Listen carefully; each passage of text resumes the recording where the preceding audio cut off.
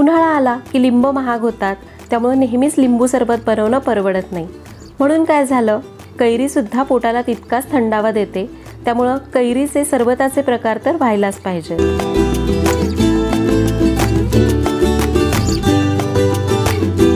नमस्कार, आज सरिताज किचनमध्ये आपण उन्हाळा स्पेशल 2 रेसिपीज बघतोय. तर आता उन्हाळा आला की आपण सरबताचे वेगवेगळे प्रकार किंवा वेगवेगळ्या रेसिपीज ट्राय करत असतो. पण बाजारामध्ये लिंब इतकी महाग झालेली आहेत की अगदी रोजच्या रोज आपल्याला लिंबू आणून ते सरबत बनवायला परवडत पण नाही, कारण जवळपास एक लिंबू 15 ते 20 रुपयांना मिळू लागले. त्यामुळेच आज सरिताज किचनमध्ये आपण सरबताचे 2 वेगळे प्रकार बनवतोय, जे आपण अगदी पटकन तयार करू शकतो. पहिलं आहे कच्च्या कैरीचं सरबत, जे अगदी आपण 10 मिनिटांमध्ये म्हटलं तरी अगदी झटपट तयार होतं. लिंबू सरबतापेक्षाही पटकन तयार होतं आणि चवीला त्याच तोडीचं आहे. आणि दुसरं आहे कैरीचं पन्ह. तर जो आपण पल्प तयार करून ठेवतो तो आपण जवळपास 8 ते 10 दिवस काचेच्या बरणीमध्ये फ्रीजमध्ये ठेवला तर टिकतो आणि अगदी पटकन 2 मिनिटांमध्ये आपल्याला कैरीचं पन्ह तयार करता येतं. तर या 2 रेसिपी आज बघणार आहोत. सुरुवात करूयात. पहिल्यांदा आपण कैरीचं पन्ह तयार करू. त्यासाठी इथं मी 3 मध्यम आकाराच्या कैऱ्या घेतल्यात. कैऱ्या हाताने चांगल्या चोळून स्वच्छ धुवायच्या. त्याला जो चीक लागलेला असतो तो निघाला पाहिजे. कैरी धुतल्यावर तिचं देठ कापून घेतलं. आता कुकरमध्ये या कैऱ्या आपल्याला उकडून घ्यायच्यात. इथं मी डायरेक्ट कुकरमध्ये कैऱ्या उकडतीये. तुम्ही हवं तर कुकरच्या डब्यामध्ये ठेवून सुद्धा कैऱ्या उकडू शकता. ग्लासभर पाणी घालून कुकरचं झाकण लावून मध्यम गॅसवर याच्या 2 किंवा 3 शिट्ट्या घ्यायच्या. 2 शिट्ट्या घेऊन संपूर्ण वाफ गेली. कुकरचं झाकण उघडून बघू. कैरी उकडल्यानंतर बघा अशी पिवळसर रंगाची होते आणि तिचं साल मनाने उलगडतं. तर कैऱ्या बाहेर काढून घ्यायच्या आणि कैरीचं साल आपण अलगद आता काढून टाकू शकतो. हे साल आपण गरम असतानाच काढून घेऊयात, म्हणजे या कैऱ्या पटकन थंड होतील आणि लगेच आपण याचा पल्प तयार करू शकतो. तर साधारण एक 20-25 मिनिटातच या अशा थोड्या कोमट झालेल्या आहेत, हाताला सोसवेल अशा आहेत. आता या कैरीचा गर काढून घेऊ. असा चमच्याने सालाचा सगळा गर काढून घ्यायचा. तर इथं मी सालीचा सगळा गर काढून घेतला. आता आपल्याला एकदम मऊसूत पल्प तयार करायचा आहे. त्यासाठी एका बोलवर इथं मी गाळणी ठेवली आहे. त्यावर ही शिजलेली कैरी अशी घासून घ्यायची, म्हणजे एकदम मऊसूत पल्प तयार होतो. अजिबात गुठळ्या राहत नाही. तर कैरीची कोय अशी कडक असेल तर ती पटकन आपल्याला बाजूला करता येते. मऊसूत पल्प आपण हाताने सुद्धा बनवू शकतो. पण कोय जर एकदम कोवळी असेल तर ती पल्पमध्ये मिक्स होऊ शकते. त्यामुळे शक्यतो असं याला गाळून घ्यायचं. तर सगळी कैरी मी अशी गाळून घेतली. मऊसूत पल्प तयार झाला. हा मी कपने मोजला तर बरोबर 1.25 कप पल्प भरला आहे.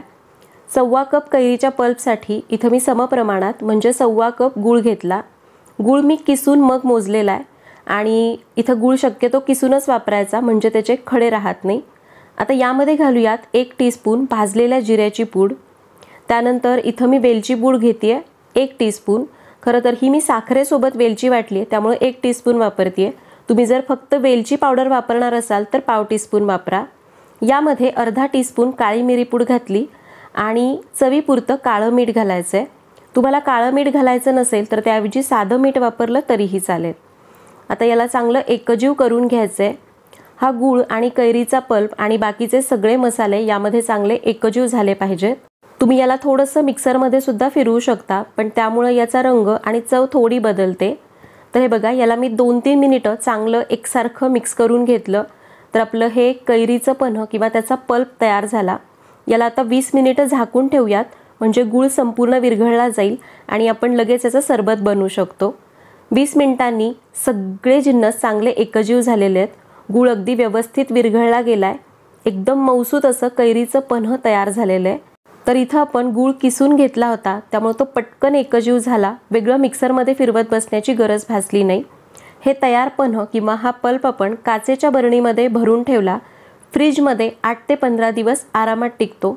पाहुणे येणार असतील तर अगदी पटकन आपण अगदी थंडगार कैरीचं पन्ह मिनिटामध्ये तयार करू शकतो.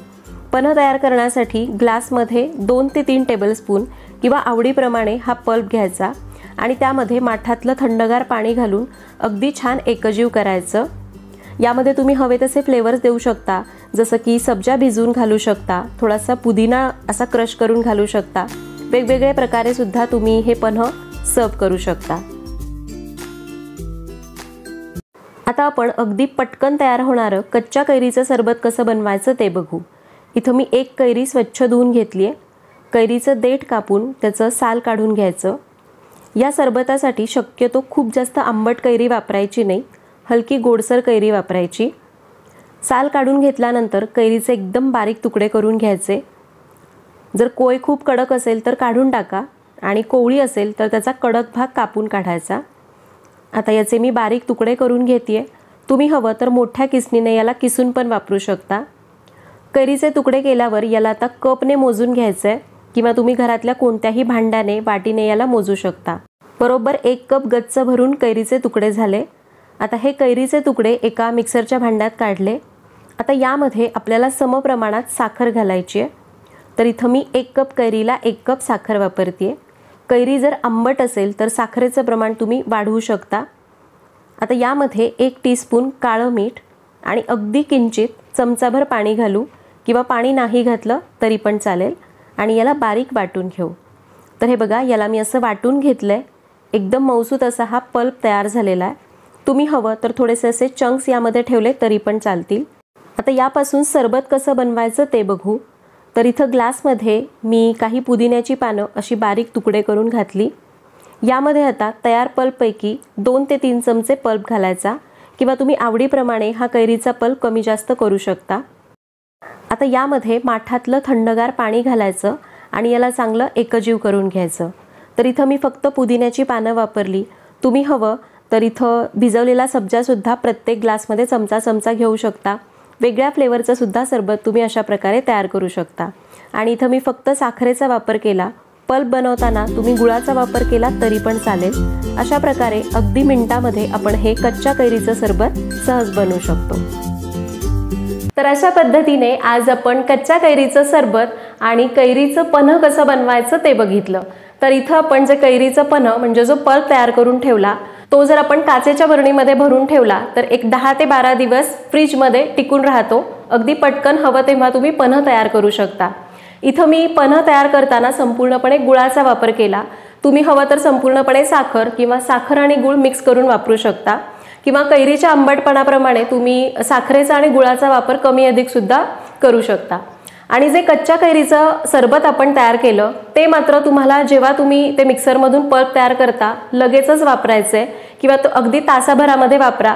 जास्त वेळ ठेवलं तर त्याची चव आणि एक वेगळाच वास पण त्याला येऊ शकतो। तर अशा पद्धतीने आज आपण इथं सरबताचे 2 प्रकार बनवले। आवडले असतील तर व्हिडिओला लाईक करा, शेअर करा। परत भेटूया तशाच एका नवीन व्हिडिओमध्ये। तोपर्यंत नमस्कार।